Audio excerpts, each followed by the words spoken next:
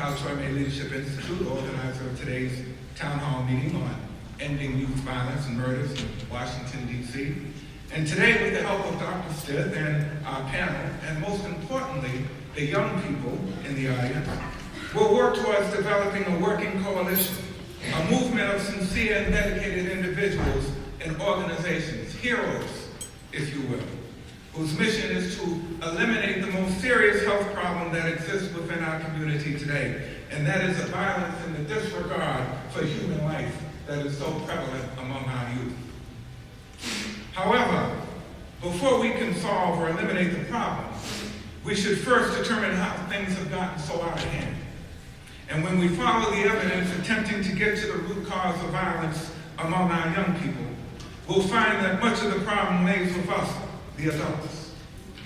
Closely examine what's happening in Washington, D.C. and across this nation, and you'll discover that our children are suffering in the wake of society's tolerated values of greed, corruption, fear, apathy, and indifference. And so, do we have the courage to look that closely at the problem where we might see ourselves? A good place to start. Or do we just want to hand the problem over to Chief Ramsey and say, go lock them up, make this go away? And when we speak about the disregard for human life, don't think that it's only the isolated acts of violence and murder, often over the pettiness of a wrong look or the bumping into one another on the dance floor, and the list of ridiculous infractions just goes on and on and on. But it's also about the disregard for human life demonstrated by filmmakers and recording artists, television writers and producers, weapons manufacturers and drug merchants, and even manufacturers of children's toys.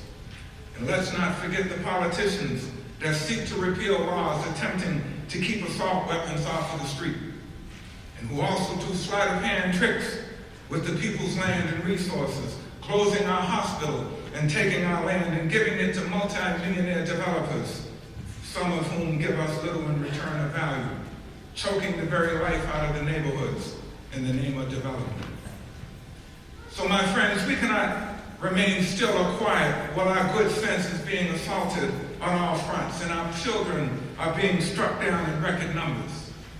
So today we intend to draw a line on the calendar, marking the point in time when Washington, D.C. stood up and declared an end to youth violence and murder, and also an end to supporting those who attempt to entice and seduce us into destructive behavior.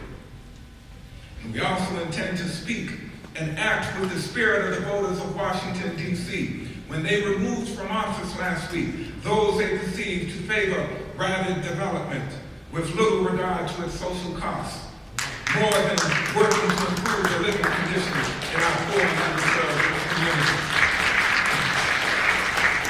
Now, to eliminate this epidemic of violence, it's going to take more than just words and declarations. It's going to take some action.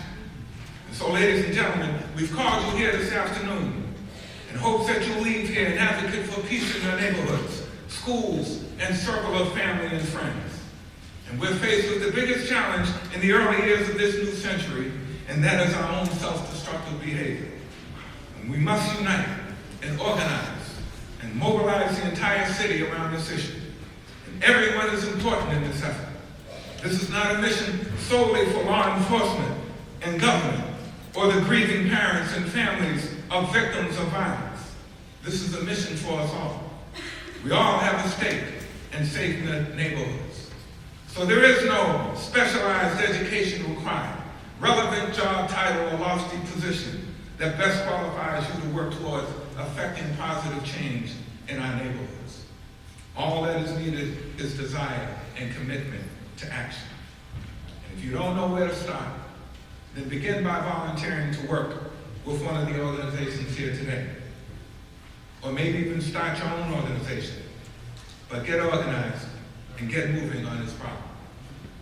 So brothers and sisters, panelists and presenters, and all of our distinguished guests, thank you once again for joining us for this important event and helping us form a strategy and working coalition that will end this plague of youth violence and murders in Washington, D.C., and ultimately across this nation. Thank you very much.